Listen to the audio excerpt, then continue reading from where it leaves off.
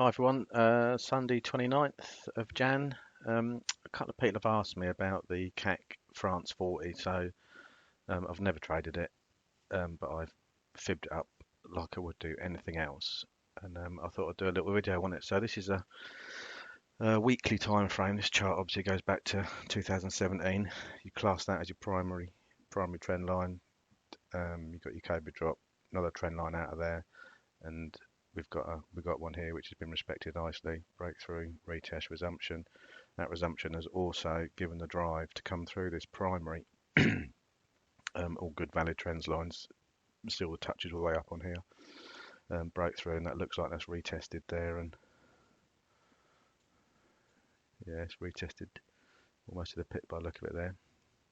So a lot of people ask me, say, how do I get when I say sometimes, oh, I'm bullish, I ain't looking for longs, I'm looking for longs, like a broken record sometimes, and this is why, and I'll show you why. So that's on a weekly.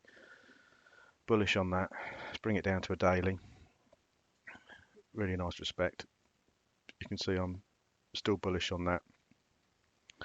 And what I'd be bullish from here once this trend line got in here. So September time, I'd be bullish. Wouldn't be bullish here, but I'd be bullish here because this trend line that was put in here is holding. So I would only become bearish once this trend line is broken, and so it moves up. So all I would do, I'll just colour that red just as a visual. So above that I'm bullish, below that I'm looking for bearish. Obviously it's come through this trend line. Structure's now changing, so my point of becoming bearish moves higher. So I'm now, once we've broken through this trend line, I'm now bearish if it comes back through this trend line, but at the moment it's still holding. So all I do is just colour that red. Still bullish above. Exactly the same scenario. Breakout, retest, resumption. So I can only be bearish these levels here now.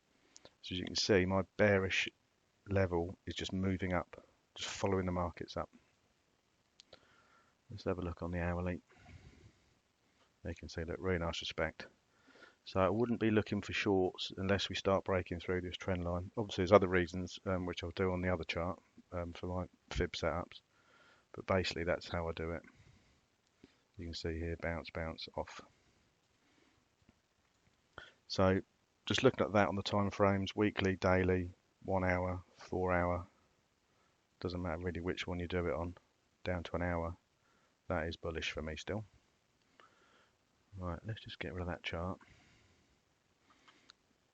So I only fibbed this on Friday, but the respect is phenomenal. Again, it sets up really well on daily pulls. So I've got my red set, that's a high to low. White set is a low to a high. The way I check this, let's bring it down to a 15 min. So you can see here. So once you've put a setup, you need to go back and check it to the most recent thing that's happened. This is the most recent thing, where it said respect on the majors.